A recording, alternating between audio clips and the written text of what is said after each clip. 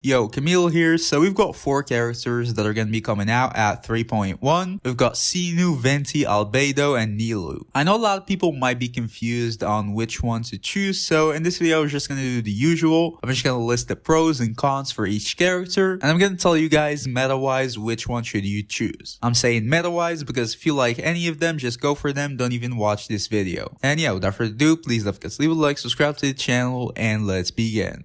Alright, so starting off with Cyno. So for Cyno's pros, first of all, the biggest pro in my opinion is that he has a very fun playstyle. I mean, he looks cool, so that's the biggest thing. And also, you know, you have the eye, you're gonna have to use your elemental skill while the eye on the screen and stuff like that. So it keeps you like engaged. It's not like you just auto attack and repeat, you know, it keeps you like kind of engaged. That's a little subjective though, by the way. I know some people don't really like that. They just prefer a character who's like easy to play, just auto attack and that's it. But for most people, I think they're gonna find his playstyle to be fun. The second pro about Cyno is that he does decent damage. Now, I wouldn't really say his damage is like top of the line, but he definitely does enough damage. He's just like a decent main DPS, especially if you play him in like the right team, he's gonna be good. I would say he's like an A tier DPS. You can compare him to like, I would say Zhao maybe, or Ito. He's like on that level. So yeah, he does decent damage. You can definitely clear stuff with Cyno. You don't have to worry about that. If you like him and you're worried about his damage, he's gonna do enough damage.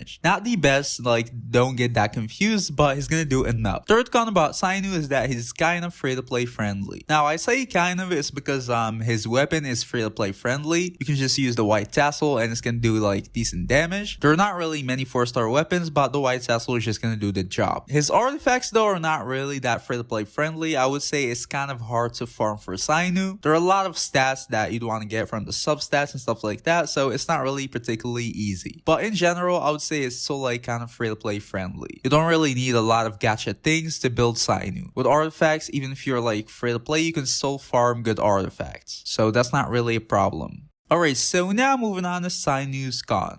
The biggest con in my opinion with Cyno is that he's not really ready yet. So what does that mean? Cyno is an Electro main DPS. I would say some of the best teams for Electro main DPSs are going to be Aggravate team. But right now we still don't have that many characters who can like support Cyno, or at least like support him properly. I believe it's going to get stronger in the future as more characters are going to like come out, but we're not really sure about that like 100% yet. So as for right now, there's not really any reason to wish for Cyno. There are better main DPSs. If you want a main DPS, you can just wait for someone else unless you just like want him right now. And you don't really need them in anything except for damage, and his damage is not even like ready yet. I still believe he has like more potential. He still hasn't unlocked. After that, he's a new character, so it's kind of like guaranteed to get a rerun. So you don't really have to worry about it. You know, if he gets good, then you can get him in the future. So yeah, these are like the cons that make it pretty hard to justify wishing for Cyno right now. Again, meta-wise at least. If you like him for his playstyle and stuff like that, just go for him. But meta-wise for damage, I wouldn't really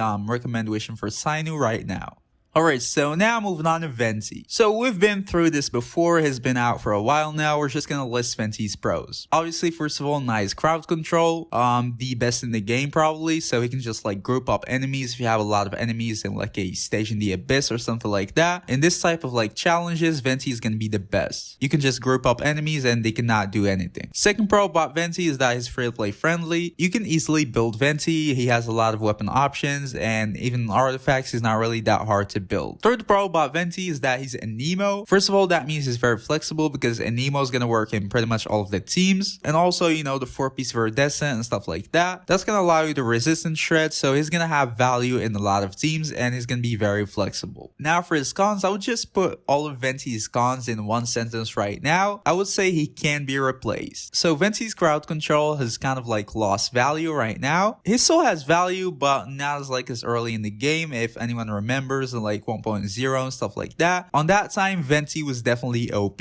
but right now I wouldn't really say so. So when he lost like his biggest feature, which is crowd control, a lot of other things he can do can be replaced by other characters. You know, like support for the Verdescent, you can use Sucrose and she can be better, you can say. She can give you more elemental mastery and stuff like that, which is pretty good. Even crowd control, Kazuha can do like enough, I would say, for like the current game content, so you don't really need Venti. But yeah, you get the idea. A lot of and Nemos can do exactly what Venti does with less cost. So Venti is definitely not really necessary right now. For that reason, its value as a support, especially as a 5-star support, is gonna drop. You don't really need Venti. Alright, so now moving on to Albedo. So for Albedo's pros, first of all, he's very flexible. I mean, he's Geo and his playstyle is very easy. He doesn't really interfere with any teams or rotations or anything like that. Pop the thing and then hit enemies and you're gonna be doing damage. And obviously, he's gonna be a very good support character. He's gonna give you elemental mastery. You can use the noblesse and stuff like that. He does specialize and do better in like some teams, obviously, but I would say most of the teams in the game are not gonna mind Albedo on them. He's definitely not gonna be the best option, but he's not gonna like ruin the team or anything like that. If you have a free slot, you can always use Albedo. Second con about Albedo is that he's free to play friendly. Yeah, it's very easy to build. You can just put some 3-star weapons on him and he's gonna work fine. He has a lot of options and doesn't really need like that many stats. So I would say he's very free to play friendly. Now for Albedo's cons, I would say he only has like one big con, which is he doesn't really offer much. Albedo is like a very passive character, you can say. He's not like polarizing. Yes, you can use him in most teams, but he's also not going to be adding like a big value to most teams. It's just like some extra damage, maybe a little bit of energy, some elemental mastery support, and that's it. He's not really going to change teams or like add a great value to a lot of teams. Obviously, he has his own teams, which he might add a lot of value, like Geo teams and stuff like that. But generally, for most teams, he's not going to be like a valuable support. I would say like 70% of Albedo's team, you can just replace him with like another character. And he's probably going to provide more better and specific support than Albedo. So yeah, that's it as a con for Albedo. You can get Albedo as like as I said, a passive character. He's always going to be there. You can build him and then leave him. And if you need a free slot ever, you can use Albedo. But keep in mind, he's not going to provide like that much value. Add to that, some of his best teams, which are like Geo teams, are not really in the meta right now. The game is heading more towards like, Dendro, obviously, and reactions and stuff like that. So Geo is not in the best spot right now. That's why I would say Albedo's value is not really that good right now.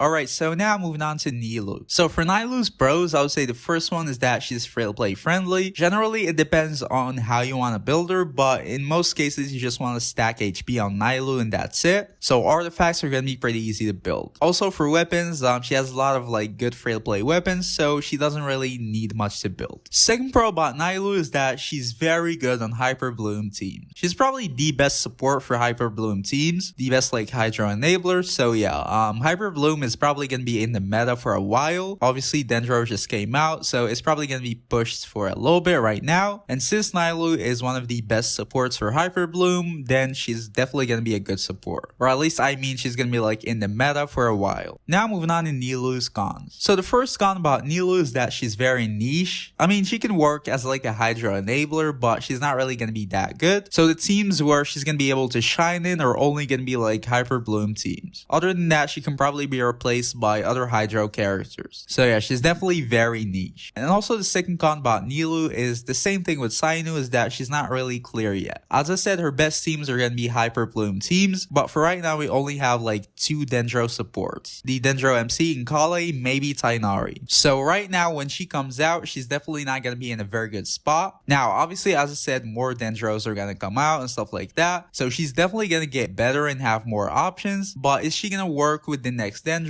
How good are the next Dendros are going to be? Will she be necessary for them, or will she be like a very top of the line option, or can she be like easily replaced even like Hyper Bloom teams? For these questions, we're going to have to wait and see. I would say she is probably going to be decent at least. She might be very good, but she's not going to be bad on like Hyper Bloom teams. I can guarantee you that. But will she be like top of the line or a necessary character? We don't know yet. So yeah, it's the same thing with Cyno. She's coming out at a time where it's not really clear to see if she's like very good yet or not. And in my opinion, that's a con. You don't really have to wish for her right now. You can just wait, and then when they do her rerun, which they're gonna do pretty soon because she's a new character, you can wait and see if you want to wish for her or not.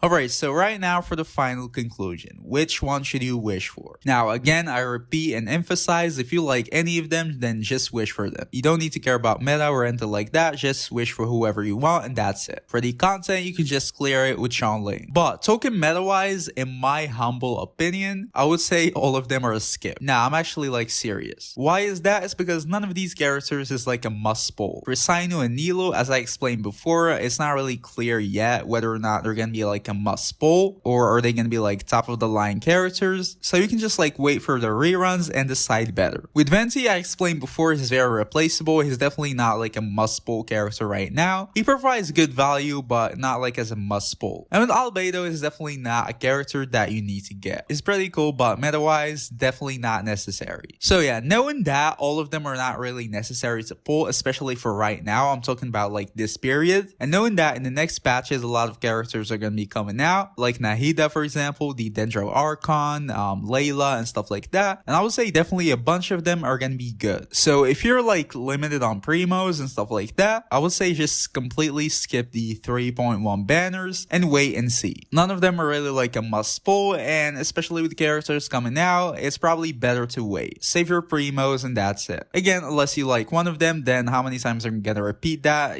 Don't stop just watching this video, just go get the character you like and that's it. But meta wise, all of the 3.1 characters are gonna be a skip. So yeah, that was my opinion guys. Tell me yours in the comments. Do you think any of them is actually like worth wishing for right now? Yeah, leave it in the comments. Please don't forget to leave a like and subscribe, and see y'all in the next video. Peace.